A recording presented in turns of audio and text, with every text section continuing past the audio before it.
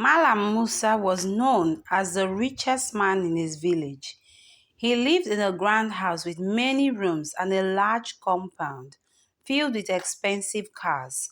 He had many workers who did everything for him. They cooked his meals, washed his clothes, and cleaned his house. But there was one room in Mallam Musa's house that was different from all others. It was a small, mysterious room at the back of the house. Mallam Musa never let anyone go near it. He told his workers, "No one is allowed to enter this room. I will clean it myself." The workers found this strange. Why would a rich man like Mallam Musa want to clean one room by himself? They wondered if the room was special in some way. Maybe it was a prayer room or a place where he kept valuable things. They didn't question him, thinking it was just one of his quirks. Mallam Musa was a man who loved to show off his wealth. He would often go to parties and clubs, spending money freely. He would throw money around, making everyone in the club excited and amazed. But even though he had so much money, he never helped anyone in need, no matter how desperate someone looked. Mallam Musa would not lend them money or offer any assistance. He only spent money on himself or things like fancy dinners and expensive parties. His workers saw him eating from golden plates and living a life of luxury. They admired his wealth but couldn't help but be curious about the forbidden room. The more they saw how Mallam Musa acted, the more they wondered what he was hiding. Why was he so secretive about that room? What was so important or strange about it that he didn't want anyone else to see? They all wondered. The room became a topic of gossip among the workers.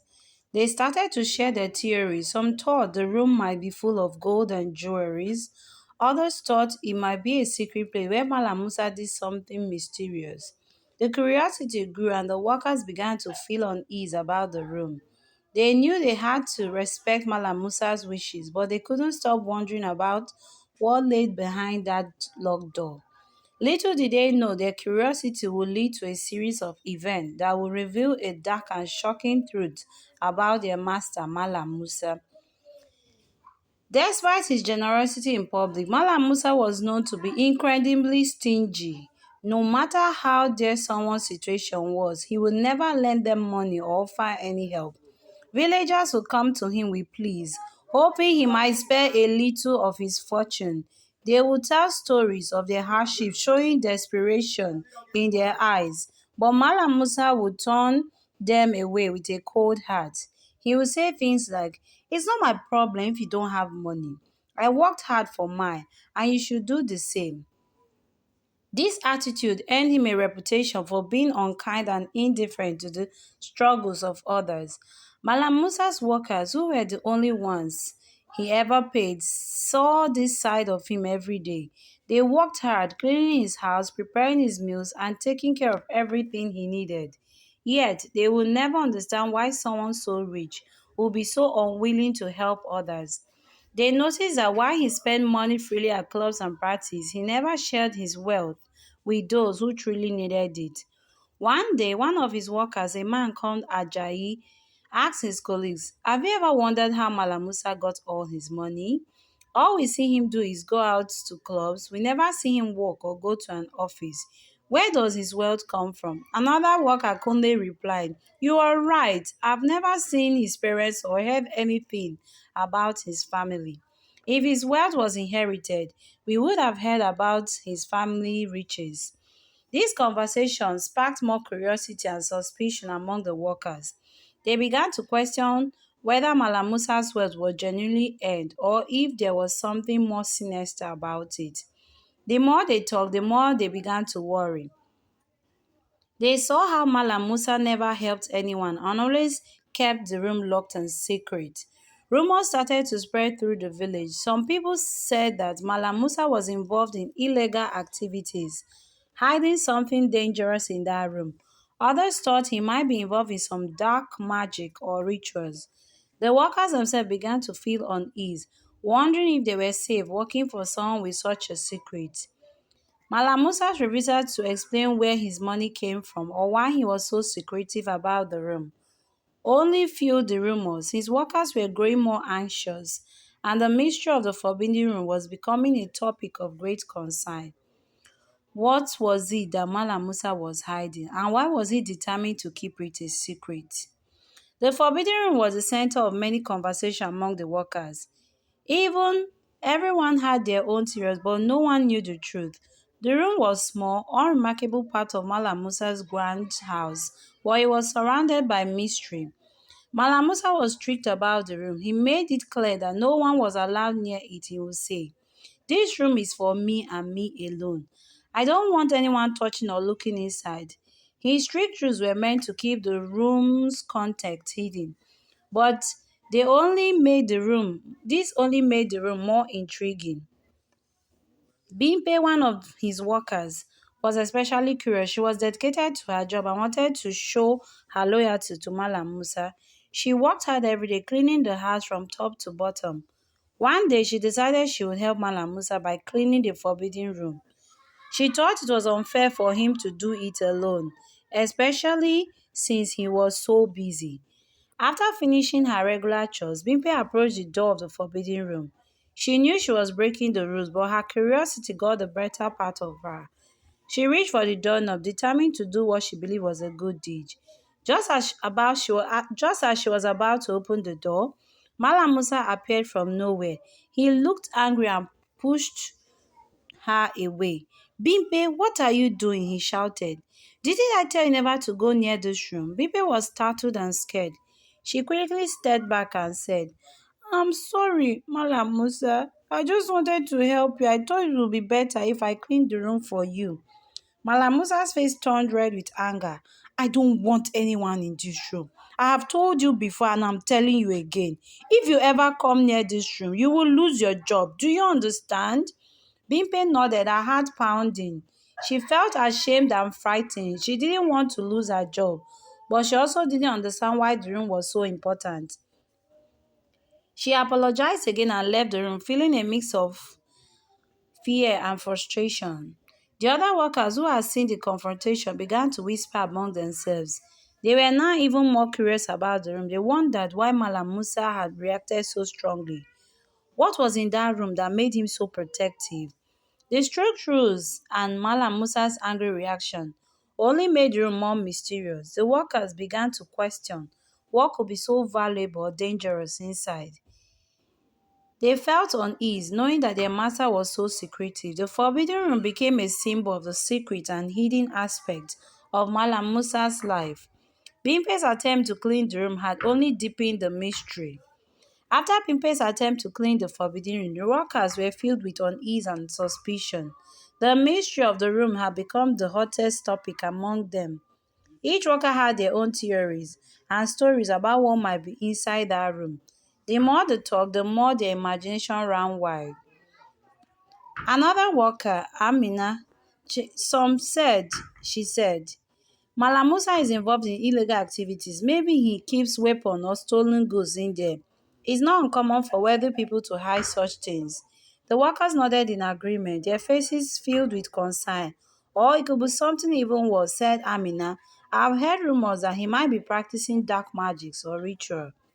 Maybe the room is a place where he performs these rituals to get his money." The idea of dark magic made the workers shiver. As the workers discussed, the conversation turned to Mallam Musa's unusual behavior. "Have you noticed how he never helps anyone?" Ajayi said.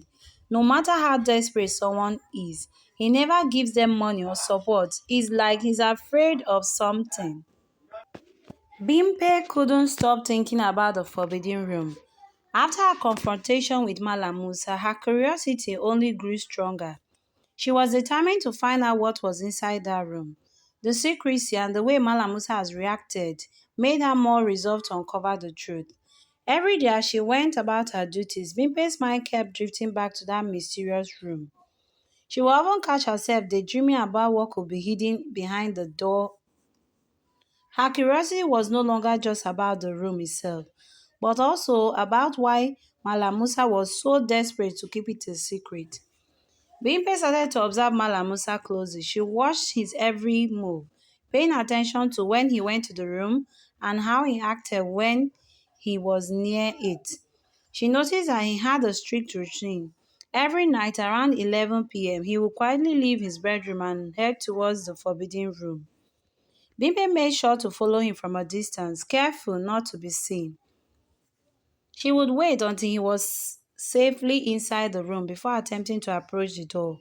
She needed to be cautious because she knew that if Malamusa caught her trying to enter the room again, she would be in serious trouble.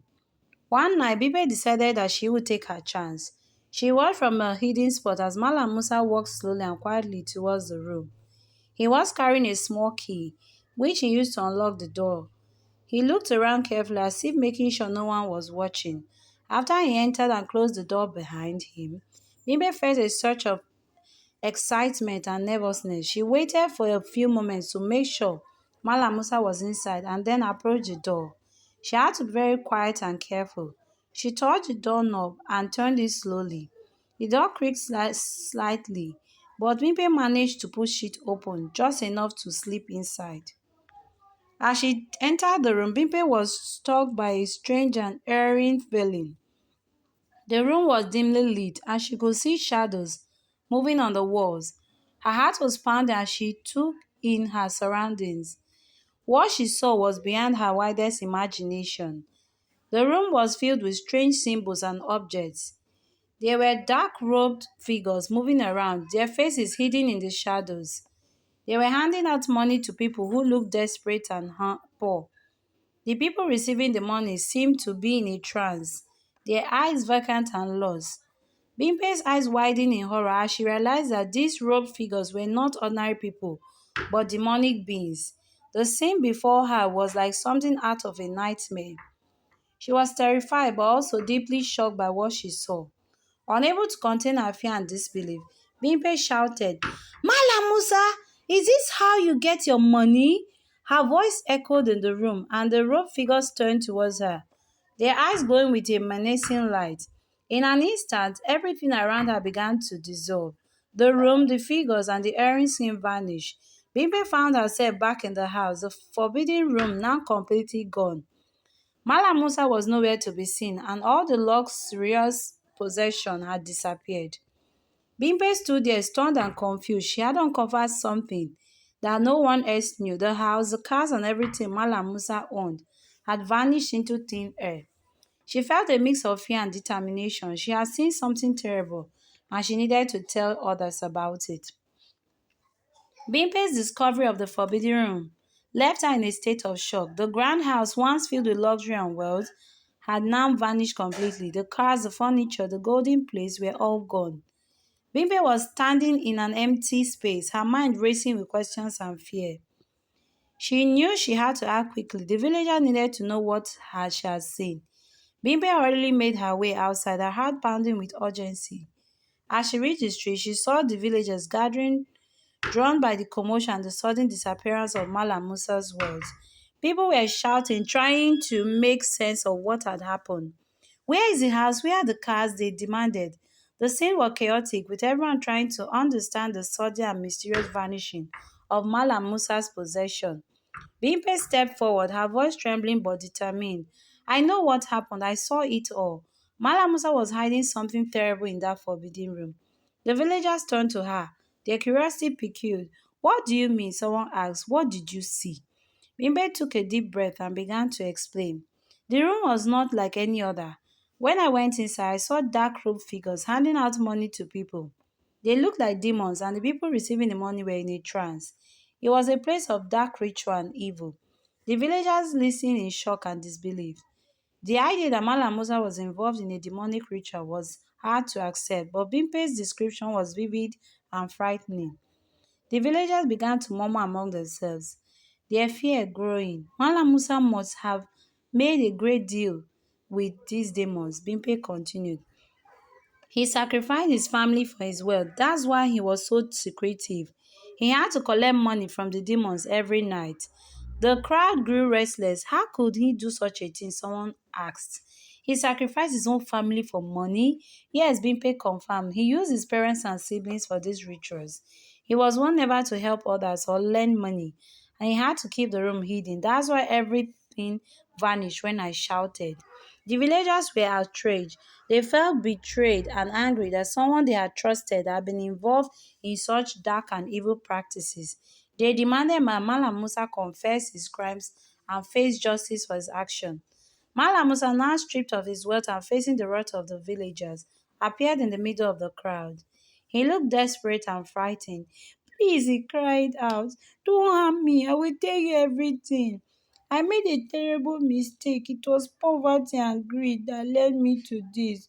I didn't know how to get out of the deal. The villagers, enraged by his confession, began to shout and demand justice. You betrayed us and sacrificed your own family. You deserve to be punished.